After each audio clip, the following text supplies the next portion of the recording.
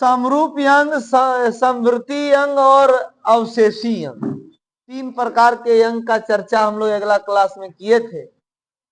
तो उसी चैप्टर का ये है।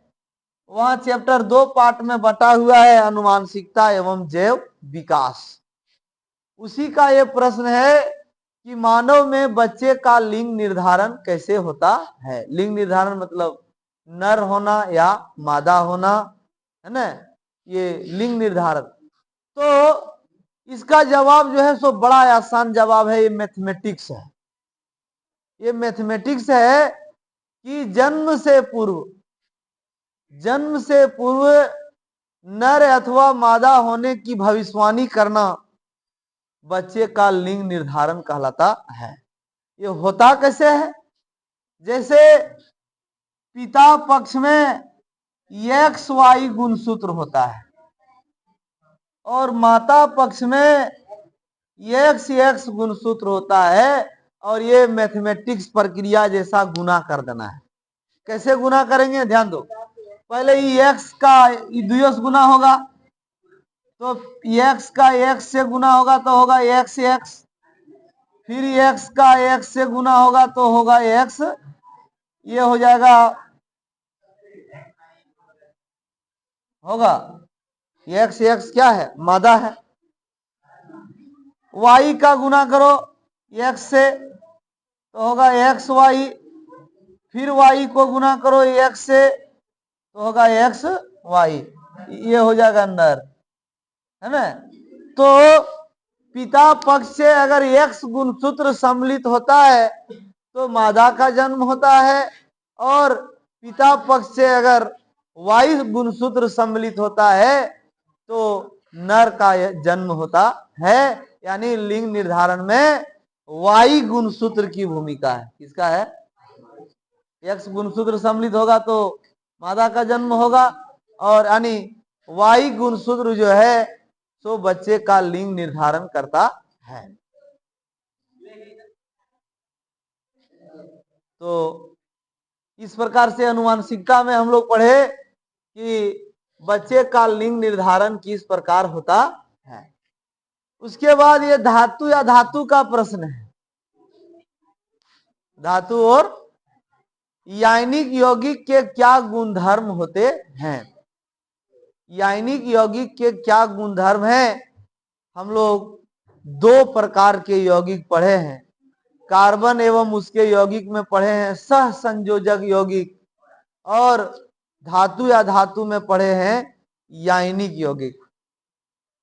धातु या धातु में पढ़े हैं यानिक यौगिक, और कार्बन एवं उसके यौगिक में क्या पढ़े हैं कि जब 2 या 2 से अधिक तत्व अपने इलेक्ट्रॉनों की साझेदारी करते हैं और एक नए पदार्थ का, एक यौगिक का निर्माण करते हैं तो उसको कहते हैं सहसंयोजक यौगिक। और जब 2 तत्व या 2 से अधिक तत्व अपने इलेक्ट्रॉन का आदान प्रदान करते हैं, या तो इलेक्ट्रॉन को त्याग करके या तो इलेक्ट्रॉन को ग्रहण करके, ये स्थानांतरण जब होता है इलेक्ट्रॉनों का तो उसको कहते हैं आयनिक यौगिक। जैसे sodium oxide, magnesium oxide MgO। Magnesium का परमाणु संख्या 12 है। मैग्नीशियम का परमाणु संख्या 12 है। इलेक्ट्रॉनिक विन्यास करें तो ये 282 में टूटता है। ऑक्सीजन का परमाणु संख्या 8 है। इलेक्ट्रॉनिक विन्यास करते हैं तो 2 और 6 में टूटता है। ये सब इलेक्ट्रॉन तो भरे हुए हैं कोष। हमारा खाली कोष जो है ऑक्सीजन का 6 है, जिसको कहते हैं संयोजकता इलेक्ट्रॉन, और मैग्नीशियम का संयोजकता इलेक्ट्रॉन कितना है? ये पूरा होगा तो 6 इलेक्ट्रॉन चाहिए, ये पूरा होगा तो 2 इलेक्ट्रॉन चाहिए। तो यहां जिसके पास 4 से कम होता है उसको इलेक्ट्रॉन मिलता नहीं है। 4 से अधिक रहता है वो इलेक्ट्रॉन ग्रहण करता है, और 4 से कम रहता है वो इलेक्ट्रॉन दान करता है। तो इस प्रकार से मैग्नीशियम के बाहरी कोश में 2 इलेक्ट्रॉन है और ऑक्सीजन के बाहरी कोश में 6 इलेक्ट्रॉन है और दोनों में संयोग हो रहा है, तो ये 2 इलेक्ट्रॉन इसको दान कर दिया। और जब दान किया तो मैग्नीशियम पर 2 प्लस चार्ज लगा और ऑक्सीजन पर 2 यानी आयन का निर्माण हुआ। क्या निर्माण हुआ? इस पर 2 धन आयन, उस पर 2 ऋण आयन, और तब जाकर के एक पदार्थ बना, एक यौगिक बना MgO। तो इस प्रकार के यौगिक को कहते हैं आयनिक यौगिक। तो हम लोग को लिखना है आयनिक यौगिक के क्या गुणधर्म होते हैं। 4-5 गो गुणधर्म हम लोग लिखे थे। पहला लिखे थे आयनिक यौगिक ठोस एवं कठोर होते हैं। आयनिक यौगिक ठोस एवं इसके कणों के बीच आकर्षण बल सबसे अधिक होता है, आकर्षण बल ज्यादा होता है। इसको कणों को तोड़ने के लिए भारी मात्रा में ऊष्मा ऊर्जा की आवश्यकता होती है। इसके जलीय विलयन इसका जो है वो विद्युत का सुचालक होता है। इसका जलीय विलयन विद्युत का, ये जल में घुलनशील है लेकिन किरोसिन और पेट्रोल में ये घुलनशील नहीं है। ये जल में घुलनशील है लेकिन किरोसिन और पेट्रोल में ये घुलनशील नहीं है। ये आयनिक यौगिक का गुणधर्म हम लोग लिखे थे। ये मानव पाचन तंत्र का स्वच्छ नामांकित चित्र बनाए। आप लोग को मालूम है कि जैव प्रक्रम से एक चित्र बनाने के लिए आता है, चाहे वो पाचन तंत्र का हो, चाहे वो श्वसन तंत्र का हो, चाहे उत्सर्जन तंत्र का हो, चाहे वो हृदय काट का स्वच्छ नामांकित चित्र हो, चाहे वो ब्रिकाणु नेफ्रॉन का स्वच्छ नामांकित चित्र हो। ये 5 चित्र में से एक चित्र जो है तो आपको परीक्षा में स्वच्छ नामांकित चित्र बनाने के लिए 5 नंबर में आपको मिलेगा, है ना। अब हम थोड़ा सा डिस्कस कर रहे हैं बोर्ड एग्जामिनेशन 2023 में जो ऑब्जेक्टिव यानी 1 नंबर का जो क्वेश्चन आया है उसका हम अब चर्चा करते हैं।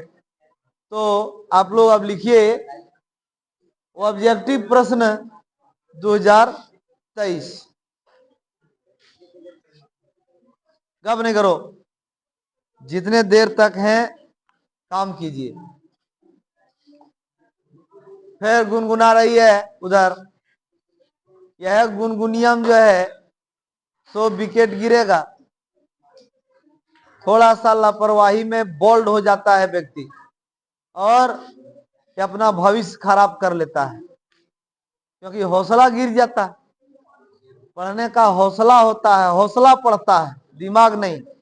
दिमाग तो सबके पास इतना है, कुछ गॉड गिफ्टेड होते हैं, लेकिन एवरेज सबके पास एक ही प्रकार का दिमाग है। जो जैसा मेहनत करेगा वैसा ही वो अर्जित करेगा। पढ़बे नहीं करेगा तो जानेगा कैसे दिमाग कितना तेज है। पढ़ने की आदत डालिए और ये अब खिखियाने से नहीं होगा।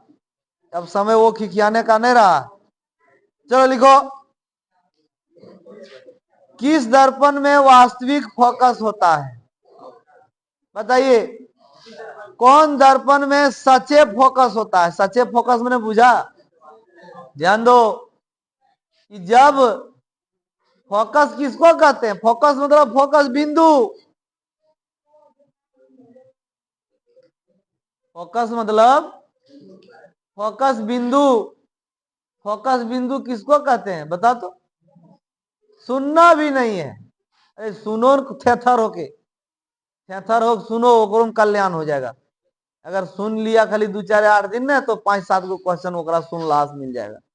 सुनो, फोकस किसको कहते हैं? जब मुख्य अक्ष के समांतर कोई किरण दर्पण पर पड़ता है तो परावर्तन के बाद जिस बिंदु पर मुख्य अक्ष को मिलता है या मिलता हुआ, उसको हम मुख्य फोकस कहते हैं या फोकस बिंदु कहते हैं। तो अवतल में सचे मिलता है और उत्तल में मिलता हुआ मिलता हुआ प्रतीत होता है। एक ही चीजवा को इतना बार आपको बताया गया है। ये अवतल है। ये अवतल में जब समांतर किरण आता है तो मुख्य अक्ष को जहां मिलता है वही होता है फोकस बिंदु, है ना। मुख्य माने सचे कटा। लेकिन उत्तल में जब समांतर आता है तो इधर चल जाता है, लेकिन कटता हुआ प्रतीत होता है, यहां हो जाता है फोकस बिंदु। यानी सचे फोकस, वास्तविक फोकस किसमें होता है? अवतल दर्पण में। और आभासी फोकस मतलब कटता हुआ किसमें प्रतीत होता है? उत्तल। इसका आंसर लिखो, अवतल दर्पण। लिखो, मोटर वाहन के सामने। ये क्वेश्चन में थोड़ा कंफ्यूजन छोड़ दिया है, हम लोग पहले भी चर्चा कर चुके हैं इस क्वेश्चन का। लिखो, लिखने में कंजूसी नहीं करो, लिखते रहो। लिखो, लिखो, मोटर वाहन के सामने कौन सा दर्पण लगा होता है? यहां लिखो, हमारे ख्याल से, हमारे अनुभव से इसका आंसर लिखो उत्तल दर्पण, है ना। सामने मतलब किसका सामने होता है? ड्राइवर के सामने होगा। तो ड्राइवर जब बैठल रहेगा तो उसका सामने कौन सा दर्पण रहता है? पीछे के दृश्य को देखने के लिए रहता है ना।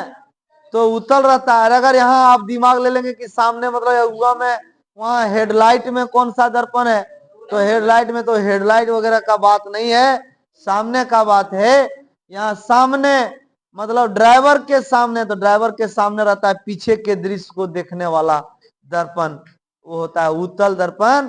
क्यों होता है उत्तल दर्पण? ये भी आपने पढ़ा है, हम लोग लिखे हैं कि उत्तल दर्पण का दृष्टि क्षेत्र बड़ा होता है। उत्तल दर्पण हमेशा वस्तु से छोटा एवं आभासी तथा सीधा प्रतिबिंब बनाता है ना। आभासी तथा सीधा और वस्तु से छोटा प्रतिबिंब बनाता है हमेशा।